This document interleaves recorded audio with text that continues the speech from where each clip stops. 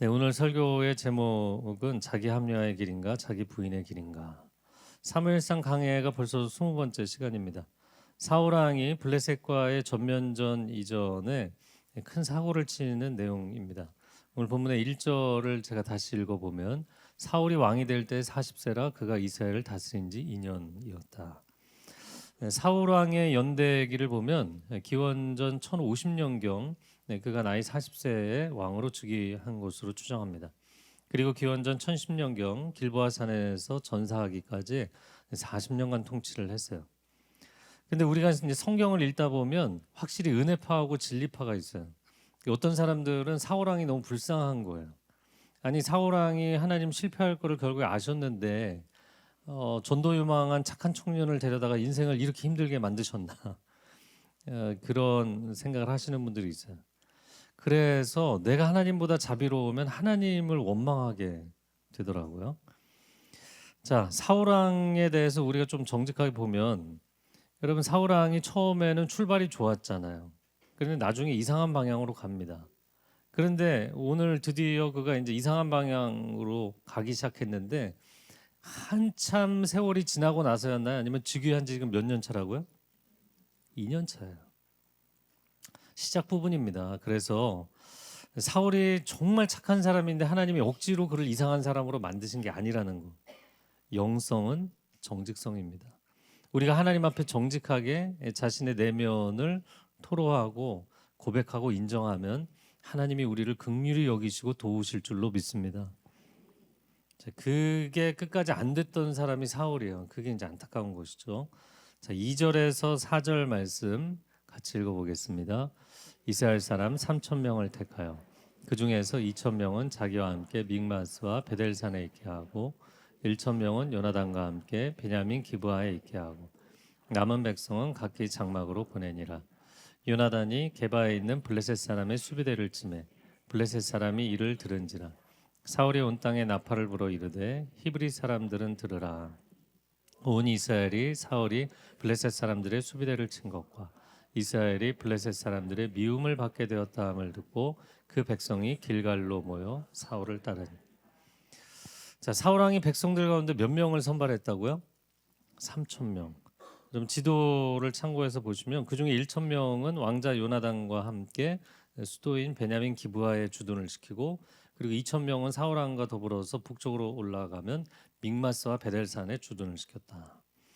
이들이 이스라엘 역사에서 최초의 상비군입니다. 신정 체제였던 사사 시대에는 예비군이었잖아요. 상비군이 없었어요. 그래서 전쟁이 터지면 그때 사람들을 모집했습니다. 근데 왕정 시대가 되면서 사울 왕이 첫 번째 상비군을 차출을 한 거죠. 그런데 3절을 보면 갑자기 군사적 충돌이 일어났어요. 기브아에 있던 요나단이 게바에 있는 블레셋의 수비대, 블레셋 사람들이 원래 해안에 살잖아요. 그런데 내륙 중부 내륙까지 전진 기지를 세워놓은 거예요. 그 블레셋의 수비대를 쳤다. 그러자 당연히 블레셋 사람들이 이 소식을 접하게 되었고 사울이 나팔을 불어서 당장에 전 이스라엘의 군대를 모으게 됩니다. 굉장히 갑작스럽고 지역적인 군사 충돌이었는데 순식간에 블레셋과 이스라엘 사이에 긴장감이 고조되었습니다. 자, 이 상황에서 여러분 한 가지 질문이 나옵니다. 뭐냐면 왕자 요나단의 공격은 단독 행동이었을까? 아니면 사울 왕의 배후 지시에 의한 작전 수행이었을까? 전자라고 생각하시는 분. 한 분, 두 분, 다섯 분 손들었어요. 여섯 분. 네, 후자라고 생각하시는 분. 네, 한 20명 정도 손드셨어요. 네. 네, 좋습니다. 네, 1, 2부도 좀 비슷한 비율이었는데 여러분 이게 우발적이었을까 계획적이었을까? 몇 가지 정황들 가지고 판단을 해보면 후자였을 가능성이 크다고 보입니다. 첫 번째는 요단 동편의 암몬 족속을 정리하고 나서 요단 서편의 군사적인 문제를 해결하려고 하지 않았나. 두 번째는 3천 명을 누가 선발했어요? 사울 왕이 직접 선발합니다. 그런데 사울이 3천 명을 좋아했던 것 같아요. 나중에 다윗 사냥할 때도 유대 광야에 3천 명의 특수부대를 투입하죠. 자, 세 번째, 아까 지도를 보셨는데 북쪽으로 믹마스와 남쪽으로 기브아 사이에 게바가 있어요. 그러니까 처음부터 진 배치를 할 때 게바를 치겠다는 의도를 가지고 진 배치를 한 게 아닌가. 자, 네 번째, 블레셋이 우리가 당했단다. 소문을 들으면 블레셋이 전군을 소집하는 게 먼저 아닌가요? 그런데 마치 기다렸다는 듯이 온 이스라엘이 전군을 소집합니다. 그러니까 다 예상 시나리오가 있지 않았나 싶어요. 자, 여기까지는 좋았다고 생각이 돼요. 왜냐하면 사울이 왕으로서 자기 안위만 생각하고 자기 배만 불리겠다 이런 게 아니잖아요. 요단 동편에 가장 이스라엘을 괴롭혔던 암몬 족속을 처리하고 이제는 요단 서편의 골칫거리인 블레셋을 처리하겠다. 왕으로서 굉장히 성실한 태도를 보인 겁니다. 즉흥적인 분쟁이 아니었어요. 치밀하게 작전 계획을 짜서 수행을 했고 예상된 결과가 나왔고 그래서 거기에 대한 대응책으로 전군을 소집한 거예요. 근데 문제는 그 다음 상황에서 벌어지기 시작합니다.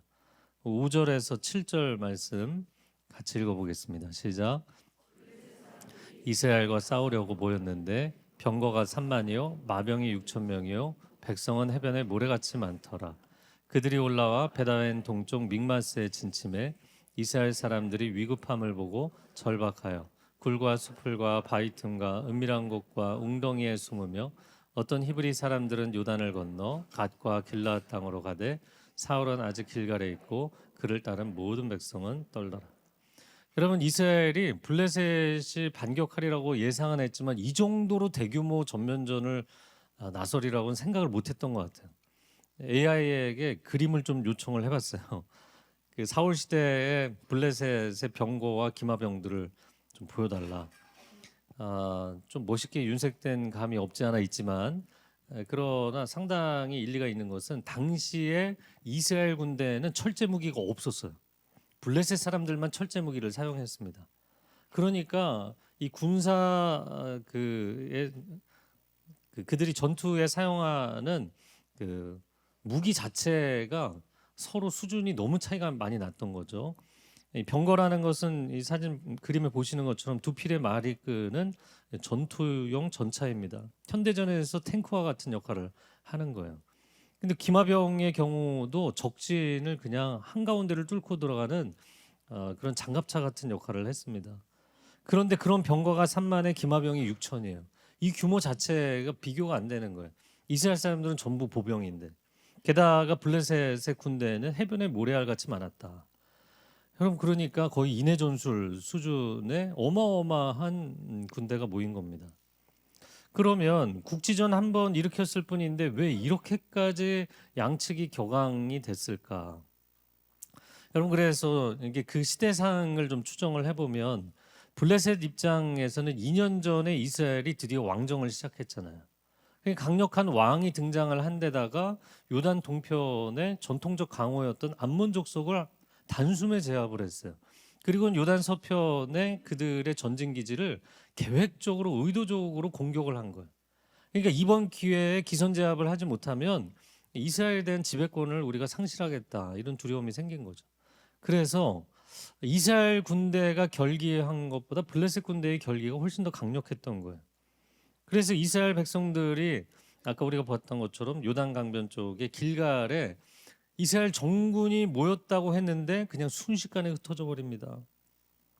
오늘 본문에 보면 위급함을 보고 절박해졌다 이런 표현이 나와요. 저를 한번 따라해 보시겠어요? 압박하니 숨이 막혔다. 아니 뭐 사람 압박하면 당연히 숨이 막히겠죠. 근데 이건 또 다른 표현을 하면 프레스 다운, 눌렀더니 눌렸다 이런 표현이에요. 그러니까 너무 허약하지 않습니까? 이 군대가 도망가기에 급급합니다. 굴과 수풀과 바위와 구덩이와 웅덩이에 숨었다. 적에게 노출되지 않고 공격당하지 않으려고 자연적 지형지물을 이용해서 은폐했을 뿐만 아니라 요단강 동편으로 아예 도주한 사람들도 많았다는 거예요. 여러분, 이 정도 수준이면 전투 의지가 있어요, 없어요? 전혀 없는 거죠. 이건 싸우기도 전에 패하는 상황입니다. 그러니까 이스라엘 군대로서는 현재 이 전쟁에 승산이 있다고 생각했나요? 없다고 생각했나요? 없다. 이건 이길 수 없다고 본 거예요. 자, 이스라엘과 블레셋의 군사적인 충돌을 보면서 이 스토리가 맞는 것 같으면서도 뭔가 이상한 거예요. 뭐냐면 사울이 왕으로서 군사작전을 성실하게 수립하고 시행한 것은 잘한 일이죠. 마땅한 일입니다. 근데 문제는 오늘 본문에 어디를 봐도 사울 왕의 경우도 백성의 경우도 하나님께 기도를 하거나 간구를 하거나 질문한 내용이 없어요. 7절까지 가면서 하나님 앞에 한마디도 한 적이 없어요. 정말 사울 왕이 이방 나라의 왕들과 똑같이 세상적인 지도자이고 이스라엘 백성들도 하나님의 백성인데 그냥 세상 군대하고 다를 게 없는 거예요. 여러분, 우리가 인생을 살면서 목표를 세우고 노력해보고 시도해보고 그런데 예상한 결과가 나와서 그거에 대한 대응책까지 내놓고 여기까지는 다 논리적으로 맞잖아요. 근데 세상이 그렇게 만만치 않고 녹록지 않잖아요. 그러니까 전혀 예상치 못했던 수준으로 압박이 오니까 방황하게 되고 절망하게 되고 낙심하게 되는 거예요. 여러분, 이 상황이 어떻게 보면은 상당히 맞는 이야기 같지만 이들은 하나님의 사람들입니다. 도대체 그들의 삶에 하나님은 어디에 계신 것인가? 인간 왕을 세우는 순간부터 그들에게는 둘 중에 하나였어요. 왕을 따를 것인가, 왕을 버릴 것인가. 아니, 절대 왕정을 세워놓으면 왕에게 다 충성할 것 같잖아요. 근데 그렇지 않다는 거예요. 왜냐하면 그 왕이 우리에게 도움이 되면 따르는 거고 도움이 안 되면 버리는 거예요. 지금 벌써 다 흩어지잖아요. 우리가 오늘날 뭐 민주적인 국가 가운데 있지만 여러분, 친정부 반정부 둘 중에 하나의 선택으로 사람들이 다 갈려 있잖아요. 사람을 선택해서 의지하고 세상을 선택해서 의지하면 양극단의 선택밖에 남지가 않아요. 그래서 정말 사회를 온전히 통합하려면 하나님을 바라볼 필요가 있습니다. 왜냐하면 하나님은 이 모든 사람들과 온 세상을 통치하시는 분인 줄로 믿습니다. 하나님을 의지하면 사람의 능력과 지혜를 넘어서는 하나님으로부터 오는 구원의 길이 열리는 거예요. 인간적인 노력과 투자를 하지 마시라는 게 아닙니다. 그 너머에 하나님이 계시다는 걸 인정하며 살아야 되는 것이죠. 제가 이렇게 세상을 보면서 어떤 분들은 너무 이제 우울과 불안도가 높아서 인생에 뭔가를 제대로 시도해 보지도 못하고 자살하는 경우들이 있어요. 근데 정반대의 케이스에 자살하는 사람들이 있어요. 자수성가해서 인생에 거칠 것이 없이 다 승승장구하고 사업이 성공하고 정치 사회적으로 높은 지위에 있던 어떤 사람이 인생의 난관에 봉착해서 갑자기 자살로 생을 마감하는 경우들이 있어요. 그럼 도대체 이 사람들의 심리는 뭘까요? 어렸을 때부터 내가 내 손으로, 자수성가라는 것은 내 손으로 내가 노력해서 올라간 거잖아요. 그러니까 자수성가한 사람은 내가 노력해서 안 되는 게 없었던 거예요. 다 돌파했어요. 그런데 내 힘으로 내 노력으로 안 되는 상황이 딱 마주하게 되는 순간 인생의 그 강력한 의지력을 자기 생을 마감하는 데 사용하게 돼 있어요. 결국에 사울 왕이 40년을 그렇게 버티다가 자기 생을 스스로 마감하게 되죠. 여러분, 그래서 우리가 빨리 인정할 필요가 있습니다. 우리는 하나님의 존재를 아는 사람들이잖아요.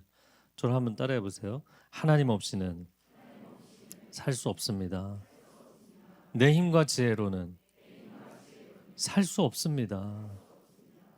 내가 해볼 거 다 해보고 하나님께 돌아오는 것이 아니라 인생의 출발점부터 하나님과 동행하는 복된 삶이 되시기를 바랍니다. 자, 오늘 본문에 이어지는 8절에서 10절 같이 읽어보겠습니다. 시작. 사울은 사무엘이 정한 기한대로 이레 동안을 기다렸으나 사무엘이 길갈로 오지 아니하며 백성이 사울에게서 흩어지는지라. 사울이 이르되 번제와 화목 제물을 이리로 가져오라 하여 번제를 드렸더니 번제 드리기를 마치자 사무엘이 온지라 사울이 나가 맞으며 문안하매. 자, 사무엘이 정한 기한이 며칠이었다고요? 7일이었습니다. 근데 그 7일 차에 사무엘이 안 왔다는 거예요. 그런데 이제 이 내용을 보면 사무엘상 10장에 나오는 사무엘이 사울에게 기름을 붓고 길갈에서 7일을 기다려라 이야기하는 장면이 나오는데 거기하고 연관된 본문이 아닙니다. 왜냐하면 11장에 암몬 족속에게 대승을 거둔 이후에 길갈에서 그를 만나서 그를 왕으로 선포하는 장면이 있죠. 그렇게 연결이 된 거예요. 그래서 오늘 본문의 7일은 사무엘과 사울이 또 다른 약속을 했던 기간입니다. 그래서 3일이 이스라엘 어느 지역에서나 군사를 소집하는 데 소요되는 일정이었죠. 그렇다면 7일은 하나님의 사랑과 하나님의 뜻이 이루어지기를 기다리는 데 소요되는 일정이었다. 이렇게 보는 게 맞겠어요. 자, 그런데 사무엘이 7일 차에 안 옵니다. 백성들은 흩어집니다. 만약에 당신이 왕 사울이라면 당신은 어떻게 하겠느냐? 제사장만이 할 수 있는 제사 집례를 사울이 직접 집례했어요. 그래서 도대체 이 사람 무슨 생각일까? 그런데 기다리다 지쳐서 자기 혼자 제사를 지냈는데 제사가 끝나고 나니까 사무엘이 숨었다가 나타나듯이 나타납니다. 얼마나 얄미웠을까. 네. 자, 그러면 여러분 이 스토리상 7일 차에 사무엘이 나타난 건가요? 안 나타난 건가요? 7일 차에 나타난 거예요. 그러니까 제 7일이 됐어요. 그런데 아침에 사무엘이 안 옵니다. 오전 내내 기다렸는데 안 옵니다. 점심 때 안 옵니다. 오후 2시, 3시 안 옵니다. 이제 못 기다리고 자기가 제사를 지낸 거죠. 그런데 해가 지기 전에 사무엘이 나타났어요. 7일 차에 나타난 거예요. 오늘 마지막 11, 12절 같이 읽어보겠습니다. 시작. 왕이 하신 것이 무엇이냐 하니 사울이 이르되 백성은 내게서 흩어지고 당신은 정한 날 안에 오지 아니하고 블레셋 사람은 믹마스에 모였음을 내가 보았으므로 이에 내가 이르기를 블레셋 사람들이 나를 치러 길갈로 내려오겠거늘 내가 여호와께 은혜를 간구하지 못하였다 하고 부득이하여 번제를 드렸나이다. 자, 사무엘이 왕이 지금 무엇을 행하였습니까? 이렇게 물었지만 원어상으로는 what did you do? 굉장히 간략하게 차갑게 이야기를 했습니다. 당신 지금 뭘 한 거냐?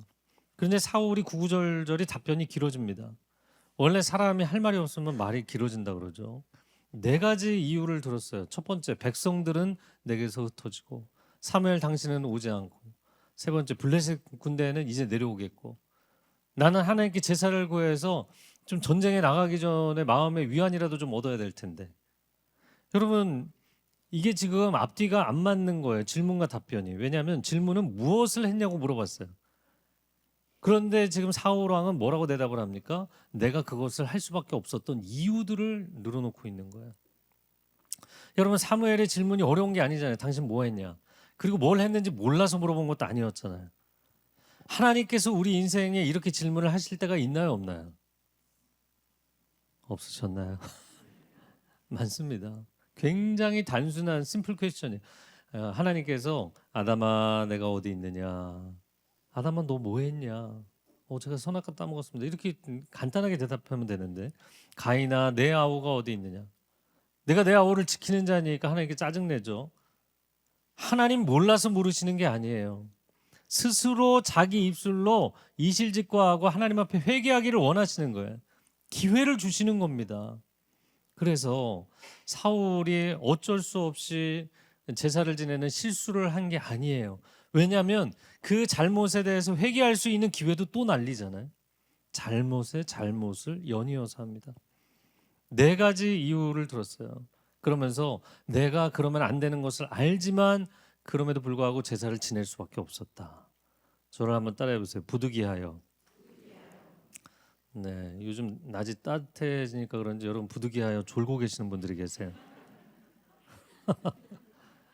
근데 이 부득이하여가 이 히브리 원문에는 어떤 강력한 힘이 나를 몰아붙여서 그 결정을 한 거다 이런 얘기예요. 그러면 도대체 누가 그에게 이 결정을 강요했는가? 성령 충만했던 사울도 위기 상황이 되니까 두려움에 빠지게 된 것입니다. 그리고 두려움이 강력한 힘이 돼서 그에게 이 결정을 하도록 밀어붙인 거예요. 두려움 너머의 삶이라는 책에 자세히 써놨는데 두려움은 엄청난 설득력을 가지고 있어요. 여러분 두려움이라는 게 말도 안 되는 이야기를 나한테 하는 것 같죠? 아니요. 두려움은 굉장히 합리적이고 설득력이 강합니다. 오늘 상황을 보세요. 한두 가지 이유가 아니잖아요. 네 가지 이유를 들면서 모든 정황을 보건대 이 선택을 하는 게 맞았다는 거예요. 그게 두려움이 사람에게 설득하는 설득력입니다. 그리고는 이 순간 그 선택을 하지 않으면 죽을 것 같은 거예요. 근데 사실은 정반대죠. 이 순간을 견디지 못하고 그 선택을 하면 죽는 거예요. 그런데 그 선택을 하게 만드는 게 두려움입니다. 제가 최근에도 어디서 그 보이스피싱 예방 홍보 영상을 또 보면서 와, 피해 규모가 아직도 어마어마하더라고요.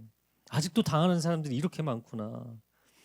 여러분 보이스피싱 돈을 잃을까 봐 두려워서 돈을 잃게 만드는 거잖아요. 매직이에요, 매직. 두려움에 빠지면 그 일이 일어나게 돼 있어요. 두려움에 안 빠지면 그 일은 일어나지 않습니다. 근데 두려움은 합리적으로 사람을 설득하기 때문에 그 일이 일어나게 만든다고요. 제가 여러분에게 사기치는 법을 알려드리거나 인생 실패하는 법을 알려드리는 게 아니에요. 잘 들어보세요. 두려움은 당신을 폭풍처럼 몰아가면서 설득합니다. 지금 당장 이 선택을 해야 된다고. 이 선택은 잘못된 선택이 아니라 절박한 선택이라고. 그렇게 밀어붙이고 순식간에 결정을 하게 만드는 거예요. 그리고 그 선택을 하고 나면 벼랑 끝으로 떨어지는 겁니다. 여러분, 이렇게 사람을 몰아가는 힘이 두려움이에요. 그리고 그 두려움의 배후에 누가 있을까요? 사탄이 있어요. 거짓의 아비. 사탄이 있는 겁니다. 그래서 성경에 보면 하나님께서 하나님의 사람들에게 두려워하지 마라. 저를 따라해보세요. 두려워하지 말라. 이게 권면입니까? 명령입니까? 명령입니다. 너가 두려워하지 않았으면 좋겠다 이런 얘기 아니에요. 명령이에요. 왜? 두려움의 손을 잡는 순간 하나님과 결별하고 사탄의 종로로 타게 돼 있어요. 하나님의 자녀로서 하나님이 주신 모든 은혜와 특권과 축복들을 다 날려버리게 돼 있어요. 그래서 하나님이 절대 그 손을 잡지 말라고 하시는 거예요. 여호수아 1장 9절 같이 읽어볼까요? 시작. 명령한 것이 아니냐. 강하고 담대하라. 두려워하지 말며 놀라지 말라. 내가 어디로 가든지 내 하나님 여호와가 너와 함께 하느니라 하시니라. 아멘. 그러니까 우리가 인생이 평탄할 때뿐만 아니라 사망의 골짜기를 지나갈 때에도 원수와 지금 접전을 앞두고 있을 때에도 이 순간에도 하나님은 나와 함께 하시는 줄로 믿습니다. 그러므로 누르니까 눌렸다? 여러분, 이 패턴으로 가는 건 아니라는 거예요. 상황이 여러분의 심리를 지배하는 것이 아니라 신앙이 여러분의 내면 세계를 지배하기를 축복합니다. 환경과 사람들이 여러분의 영혼을 짓누르는 것이 아니라 유일한 구원자 되시는 하나님, 내 영혼을 다스려 주시옵소서. 자, 그런데 여러분, 이제 두려움의 증상을 조금이라도 이제 경험해 보신 분들은 알겠지만 이게 어떤 패턴이냐면 죽을 것 같은 마음인 거예요. 이 심리 패턴이 사람을 이상한 방향으로 끌고 가게 돼 있어요. 제가 목사이지만 저는 이제 상당히 예민한 사람이어서 저 두려움이 많거든요. 좁은 공간에 대한 두려움. 일부 예배 끝나고 어떤 한 분이 제가 비행기 공포증이 있습니다. 저도 비행기 좁은 공간에서 약간 답답할 때가 있거든요. 또 사역을 20여 년 동안 해오면서 숨이 멈출 것처럼 죽을 것 같은 순간들도 있었어요. 자, 그런데 이런 두려움에서 사람이 어떻게 벗어날 수 있는가? 제가 오늘 굉장히 간단한데 여러분이 별로 내켜하지 않는 아주 쉬운 해법을 알려드릴게요. 여러분, 죽을 것 같은 때는 어떻게 해야 될까? 어떻게 해야 될까요? 네? 어떻게 해요? 그냥 죽으면 돼요. 죽을 것 같은 그 긴장 상태가 사람을 미치게 만드는 거예요. 죽을 것 같은 그 긴장 상태를 빨리 내려놓으셔야 돼요.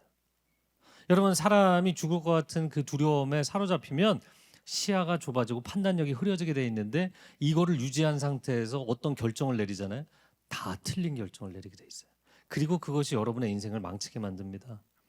그래서 제가 어떻게 보면 내담자에게 너무나 허무하고 열받는 얘기인데 죽을 것 같으면 죽을 것 같아 하지 말고 그냥 죽어라. 왜 안 죽고 그렇게 버텨갖고 힘들어하냐? 죽은 사람은 힘들어하지 않아요. 딱 내려놓는 순간 편안해지게 돼 있어요. 그래서 이게 좀 그 정반대 이야기이긴 하지만 저는 자살 충동도 예전에 심했는데 자살을 결심하는 순간 불안증 환자가 편안해지게 돼 있어요. 왜? 노임을 받을 거니까. 그래서 인생에서 내가 불안해하고 근심하고 걱정하는 건 하나님 앞에 다 내려놓잖아요. 그럼 편안해지게 돼 있어요. 여러분, 생을 마감하는 쪽으로 편안함을 얻는 게 아니라 하나님의 손을 붙잡으시기 바랍니다. 그럼 편안함을 얻는다고요. 죽을 것 같은 그 느낌 때문에 불안증이 오고 공황장애가 오고 그것 때문에 우울에 빠지는 거예요. 제가 이걸 어떻게 얘기하면 쉬울까? 여러분, 학창 시절에 체력장 다 해보셨잖아요. 그래, 남학생들은 턱걸이를 하는데 턱걸이 막 나중에는 안 되면 배치기를 하고 뭐 몸을 비틀고 별짓을 다 해도 못 올라가는 포인트가 온다고요. 그런데도 그거를 올라가겠다고 하면요, 이게 턱을 아무리 내밀어도 철봉 위로 올라가지도 않으면서 올라가지도 못하고 내려오지도 못하고 달달달달 떨고 있는 상태. 제일 비참하고 불쌍한 상태예요. 여러분 그때 어떻게 해야 될까요? 그만 내려와야 되는 거예요. 그러니까 선생님이 옆에서 화내죠. 애들도 이제 다 순번 대기하고 있으니까 빨리 내려오라 그러죠. 이 사람이 그런데 인생에 딱 이 상황이 되면 나 여기서 포기하면 내 인생 끝날 것 같은 거예요. 나 이 전쟁을 위해서 지난 2년 동안을 준비해 왔는데 사람들이 나를 무시할 때에도 내가 안몬족속을 처리하고 얼마나 승승장구했는데 난 절대로 여기서 포기할 수가 없는 거예요. 여기서 무너질 수 없는 거예요. 이 전쟁을 포기할 수가 없다고요. 여러분 살아보겠다고 몸부림치는 이 생존 의지라는 게 중요합니다. 그러나 생존 의지만 있다고 해서 그 발을 당신이 못 넘어선다. 내려와야 된다. 내려오면 다시 하나님께서 올라갈 수 있는 힘을 채워주실 줄로 믿습니다. 그 생존 의지를 넘어서 나를 살아 숨쉬게 하시는 분, 내게 반전의 승리를 주시는 분은 하나님 한 분이신 줄로 믿습니다. 내가 나를 구원하지 못해요. 하나님만이 나를 구원하시는 거예요.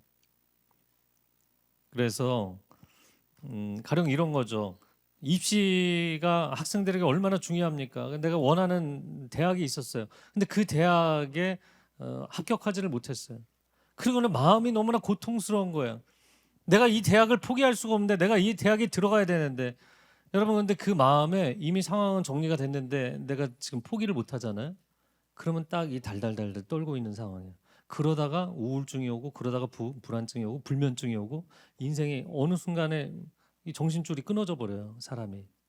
여러분 사업을 하다가 부도 직전에 놓였는데도 내가 이 사업을 위해서 지난 20년 동안 얼마나 애를 썼는데 얼마나 헌신했는데 사업을 포기를 못해서 또 이거는 무너질 수밖에 없는 모두가 아는 상황인데도 또 돈을 끌어다가 거기에 붓고 또 붓고 빚이 눈덩이처럼 불어나고 여기서 멈출 수 있었던 것을 어마어마하게 빚을 지고 인생이 망하는 사람들이 있어요. 여러분 내려와야 될 때는 딱 인정하고 내려오셔야 돼요. 그리고 하나님의 반전의 승리를 기다리시기를 바랍니다. 하나님은 반드시 우리 인생에 기회를 주실 줄로 믿습니다. 여러분 가슴에 손 얹고 저를 한번 따라해보세요. 하나님, 저는 죽었습니다.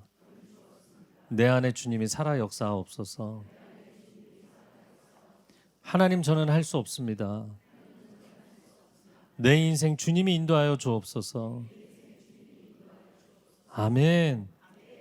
네, 여러분 그 탄력 있는 공 보면 공이 인생이라고 생각되면요, 공이 최저점에 떨어지는 거를 못 보겠는 거예요. 그 자기 인생이 떨어지는데 추락을 하는데 그거를 잡는 거예요, 자꾸. 그런데 최저점으로 떨어져야 바운스백을 하는 겁니다. 그래야 다시 올라온다고요.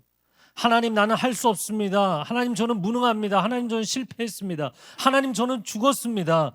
그리고 하나님의 그 견고한 반석에 내 인생을 맡길 때 하나님이 다시 나에게 여호와 하나님을 앙망하는 자에게 창공을 비상하는 독수리의 날개침에 올라가는 것 같은 힘을 주실 줄로 믿습니다. 이 두려움이라는 것은 굉장히 합리적으로 사람을 설득한다 그랬죠. 그런데 두려움에 빠지면 사람들이 잘못된 선택을 하면서 자기 합리화를 하거든요. 절대로 자기 합리화에 빠지지 마세요. 사울왕이 그러잖아요. 백성들 때문이다, 사무엘 때문이다, 적군이 오고 있지 않냐, 적군 때문이다, 하나님도 나에게 확신을 안 주지 않냐. 다 핑계예요. 사방으로 모두가 나에게 이 선택을 할 수밖에 없도록 압박하지 않았느냐. 나는 잘못이 없다. 그래서 자기 합리화라는 것은 말 그대로 굉장히 합리적으로 자기 자신을 포장해서 설명하는데 문제는 자신이 정직하게 보이지 않는 거예요. 그래서 자기 합리화도 거짓말이에요. 두려움도 거짓말이지만 자기 합리화도 거짓말이에요. 오늘날 정신분석학에서는 옳고 그름의 문제를 논하지 않습니다. 그냥 그 사람이 그런 병리적인 증상이나 패턴을 보이는 것, 그것은 그 사람이 갖고 있는 심리적인 문제가 이렇기 때문이다. 그냥 분석하고 설명하는 것뿐이에요. 그러나 성경은 분명하게 하나님이 우리에게 기뻐하시는 것이 있고 옳고 그른 것이 있다고 말씀하시거든요. 할렐루야. 맞답니다. 그래서 하나님은 우리가 하나님의 임재의 거울 앞에서 정직하기를 원하세요. 여러분 정직하세요. 나는 아무 잘못이 없는데 남편이 협조를 안 해줘서 그렇다. 나는 아무 잘못이 없는데 아내가 늘 실수해서 그렇다. 나는 아무 잘못이 없는데 내 원가정 내 부모 때문이다. 나는 아무 잘못이 없는데 자녀들이 협조를 안 해줘서 그렇다. 나는 아무 잘못이 없는데 문제가 많은 교회 때문이다. 나는 아무 잘못이 없는데 하나님이 나를 안 도와주지 않느냐. 심지어 하나님까지. 나 외에 다 문제예요. 나는 문제가 없어. 안타까운 것은 사울이 두려움에 사로잡히니까 자기 문제는 보지 않고 계속해서 하나님 원망, 사람들 원망, 이유를 상황 논리로 계속 가는 거예요. 여러분 자기 합리화의 길을 갈 것인가, 자기 부인의 길을 갈 것인가. 내 힘으로 버티겠다고 절대로 난 여기서 무너질 수 없다고 자기 합리화를 하면 자기를 속이게 돼 있어요. 그러나 하나님, 저는 무능합니다. 저는 연약합니다. 제가 할 수 있는 것은 없습니다. 정직하게 자신의 연약함과 두려움을 하나님 앞에 고백하고 자신을 부인하고 주님을 고백하면 주님께서 우리를 도와주실 줄로 믿습니다. 저는 오늘 이 사건이 전개되기 전까지 사울왕과 이 백성들의 관계가 너무너무 좋았던 거예요. 여러분 2년 동안 보면 사울은 계속 승리하고 왕이 원하는 이 작전을 백성들이 전적으로 신뢰하고 따라주잖아요. 그러니까 왕도 백성들을 전적으로 신뢰했던 거예요. 여러분 리더와 팔로워 간에 이렇게 상호 신뢰하는 조직을 세운다는 것은 이상적인 겁니다. 그런데 저는 세상을 보면서 인간이 세운 이상적 관계는 오래가지를 못하더라고요. 그래서 상담하는 가정들 중에 여러 가지 어려움으로 역기능적인 상황이 된 가정들도 걱정이 되지만 제가 또 걱정이 되는 건 정반대 측면에 있는 가정들이에요. 부부가 금슬이 너무 좋거나 부모 자식이 너무너무 친밀한데 하나님보다 더 친밀한 거예요. 여러분 아무리 좋은 사람도 아무리 화목하고 좋은 가정도 사람에게 실망을 할까요? 안 할까요? 실망하는 일들은 반드시 생겨요. 당신의 남편에게, 당신의 아내에게, 부모에게, 자식에게 실망하는 날이 오게 돼 있고 배신감을 느끼는 날이 오게 돼 있어요. 근데 사람을 하나님보다 더 의지하면 사람을 의지했기 때문에 그 사람이 무너지는 날 내 인생도 무너지게 돼 있어요. 여러분 어떤 상황에서도 세상 누구보다도 하나님을 더욱 사랑하십시오. 사람들하고 거리 두고 살라는 얘기 하는 거 아니에요. 하나님을 사랑하기 때문에 가족을 사랑하세요. 하나님을 사랑하기 때문에 성도들을 사랑하세요. 하나님을 사랑하기 때문에 여러분의 직원들을 사랑하세요. 이게 거꾸로 되면 사울의 인생이 돼요. 1절부터 7절까지 하나님에게는 한마디도 없고 그냥 백성들과의 관계, 군사작전 그걸로 그냥 가는 거예요. 그런데 여러분 왕이 백성들의 필요를 다 채워줄 수 없어요. 백성이 왕의 원하는 것을 다 완성시켜줄 수 없어요. 내 인생을 완성하실 분은 하나님밖에 없습니다. 이걸 빨리 깨달으셔야 돼요. 이 시간 함께 기도하겠습니다.